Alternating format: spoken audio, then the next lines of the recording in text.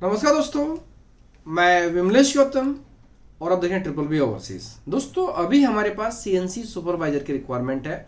ये रिक्वायरमेंट काफ़ी अच्छी रिक्वायरमेंट है क्योंकि उसमें सैलरी रेंज काफ़ी अच्छा है। दोस्तों सैलरी इतनी अच्छी है कि कोई भी कैंडिडेट जिसको रियल में एक्सपीरियंस होगा वो इस प्रोफाइल को देख के झूम उठेगा। सैलरी इसमें 3000 सिंगापुर डॉलर से लेकर 5500 सिंगापुर डॉलर के बीच में है। ये रेंज जो होती है, रेंज आपकी नॉलेज परफॉर्मेंस इंटरव्यू के बेस पर डिसाइड की जाती है। इसमें कम से कम उनको एज अ मैनेजर या सुपरवाइजर के रूप में कम से कम 5 साल का एक्सपीरियंस होना चाहिए। दोस्तों कोई भी कैंडिडेट जिसको एज ए सुपरवाइजर या मैनेजर के रूप में काम किया होगा तो उसको बहुत सारे काम पता होते हैं और उस फील्ड में उनको काम आना चाहिए। जैसे सीएनसी शॉप फ्लोर के ऊपर उनको सुपरवाइजर का काम, डे टू डे रूटीन का काम, ये सब उनको अच्छे से आना चाहिए। हेल्थ एंड सेफ्टी के बारे में उनको प्रॉपर तरीके से पता हो और जो उनका जो काम है, काम एक्चुअली बहुत बड़ा एरिया होता है, उन्हें एक कोई भी प्रोजेक्ट दिया जाए उसके ऊपर वो काम अच्छे से कर पाए। टीम हैंडलिंग की स्किल होनी चाहिए, कम्युनिकेशन स्किल काफ़ी अच्छा होना चाहिए। इसमें इंटरव्यू होगा, इंटरव्यू काफ़ी मीन्स एक प्रकार से क्वालिटी वाला होगा। इंग्लिश बहुत ज़रूरी है। उनको 3D ड्राफ्टिंग आना चाहिए। उनको मीन्स एक प्रकार से सुपरवाइजर के रूप में 5 साल का एक्सपीरियंस अगर सुपरवाइजर के रूप में ना हो तो कम से कम 4 साल का एक्सपीरियंस तो कंपलसरी है। डिग्री होना कंपलसरी है। अगर डिप्लोमा होंगे तो उनको ज़्यादा एक्सपीरियंस होना चाहिए। मतलब अगर डिग्री है तो 4 साल का एक्सपीरियंस और डिप्लोमा है तो 5 साल का एक्सपीरियंस एज अ सुपरवाइजर होना कंपलसरी है। उनको सीएनसी ऑपरेटिंग के ऊपर काम का मीन्स नॉलेज होना चाहिए ताकि वो जो काम रहे उसको प्रॉपर तरीके से कर पाए। और इसमें से उनको प्रैक्टिकल एक्सपीरियंस इस चीज़ का होना चाहिए, माइलिंग का, ग्राइंडिंग का, कटिंग का, प्रेस मशीन का, इन सब के बारे में पता होना चाहिए। और उनको कैड कैम के बारे में डीपली पता होना चाहिए। सॉलिड वर्क्स के ऊपर एक्सपीरियंस होना चाहिए। टूल पाथ एनालिसिस के ऊपर उनको पता होना चाहिए। तो दोस्तों ये टेक्निकल फील्ड बहुत बड़ा होता है। टेक्निकल फील्ड का उनको डिटेल नॉलेज होना कंपलसरी है और इंटरव्यू में टेक्निकल पॉइंट ही रहते हैं। कोई भी कैंडिडेट जो इंग्लिश में एक्सेलेंट हो, डिग्री होल्डर हो, डिप्लोमा होगा तो भी चलेगा लेकिन एक्सपीरियंस ज़्यादा चाहिए, डिग्री होल्डर हो, इंग्लिश अच्छी हो और अपने फील्ड में सॉलिड हो, अच्छा नॉलेज हो, वो इस प्रोफाइल के लिए एलिजिबल हो सकता है। इंडिया के किसी भी स्टेट के लोग अगर डिग्री होल्डर है तो इंडिया के किसी भी स्टेट के लोग इसमें अप्लाई कर सकते हैं क्योंकि उसमें डिग्री होल्डर को एस पास वीजा मिलेगा।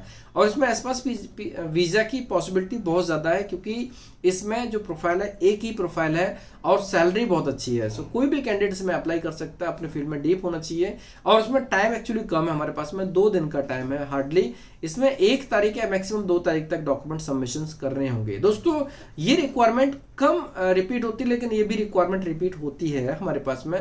तो अगर मान लीजिए कोई कैंडिडेट इसमें आज अप्लाई नहीं कर पाते हैं, कल अप्लाई नहीं कर पाते हैं, रिक्वायरमेंट चली जाती है तो बाद में हमारे पास में वो एक बार ऑफिस विजिट कर सकते हैं क्योंकि हमारे पास में ऐसी रिक्वायरमेंट रिपीट होती है। हमारे पास सीएनसी की रेगुलर रूप में रिक्वायरमेंट रिपीट होती है। एक प्रकार से 3 सेक्टर की रिक्वायरमेंट हमारे पास रिपीट होती ही रहती है जिसमें से हेल्थ केयर की रिक्वायरमेंट, नर्सिंग की रिक्वायरमेंट, एसएससी की रिक्वायरमेंट और सीएनसी की रिक्वायरमेंट, ये रेगुलर बेस पर रिपीट होती रहती है। अगर आप इन फील्ड से हैं तो आप हमारे ऑफिस में कभी भी आ सकते हैं। इसमें आपको वेट नहीं करना होगा कि कोई वीडियो आएगा तभी ऑफिस आएंगे। आप कभी भी आ सकते हैं। अगर आप अपने फील्ड में डीप नॉलेज रखते हैं, परफेक्ट हैं, आप प्रोफिशिएंट हैं, आपके जो नॉलेज है बहुत अच्छा है, आप इंटरव्यू क्वालिफाई कर सकते हैं, तो ये मान लीजिए कि आपको हम आपके राइट प्लेस पर पहुंचा सकते हैं। सिंगापुर में बहुत सारी रिक्वायरमेंट्स आती हैं। ऑब्वियसली टैलेंट के साथ में कोई कंप्रोमाइज़ नहीं होता, क्वालिटी के साथ में कोई कंप्रोमाइज़ नहीं होता है। अगर आपके अंदर क्वालिटी है तो आप सिंगापुर में आसानी से जा सकते हैं और हम आपको वहां भेजने में हेल्प करेंगे।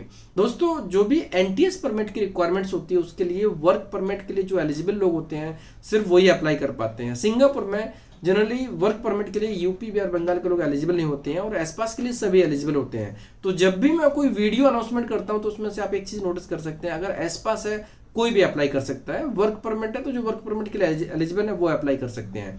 सीएनसी में 98% फीमेल अप्लाई नहीं कर पाते हैं इसलिए हम फीमेल वर्ड यूज नहीं करते हैं।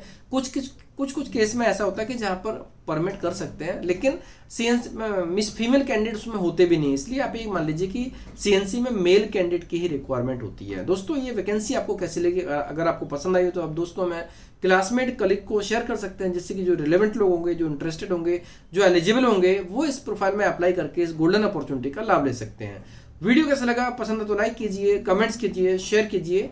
हमारे वीडियोस को लगातार देखने के लिए चैनल को सब्सक्राइब कीजिए, घंटी वाला ऑप्शन जरूर दबाएं जिससे कि आपको आने वाले सारे वीडियोस के नोटिफिकेशन सबसे पहले मिलेंगे।